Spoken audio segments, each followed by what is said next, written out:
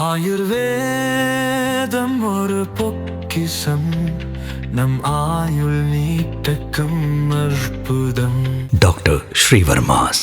திமுகவுடன் தேமுதிக நடத்தி வந்த கூட்டணி பேச்சுவார்த்தை இறுதி கட்டத்தை எட்டியிருந்த நிலையில் தற்போது தேசிய ஜனநாயக கூட்டணியில் இணைவது குறித்து தேமுதிக பேச்சுவார்த்தை நடத்தி வருவதாக தகவல் வெளியாகியுள்ளது.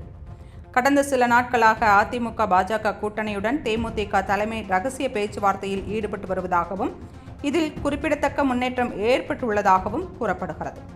தேசிய ஜனநாயக கூட்டணியில் தேமுதிகவிற்கு 10 சட்டமன்ற தொகுதிகள் மற்றும் 1 மாநிலங்களவை உறுப்பினர் பதவி ஒதுக்கப்பட வாய்ப்புள்ளதாக தெரிகிறது. பிப்ரவரி இறுதியில் பிரதமர் நரேந்திர மோடி தமிழகம் வருவதற்குள் இந்த கூட்டணி பேச்சுவார்த்தையை இறுதி செய்து அதிகாரப்பூர்வ அறிவிப்பை வெளியிட இரு தரப்பும் திட்டமிட்டுள்ளன.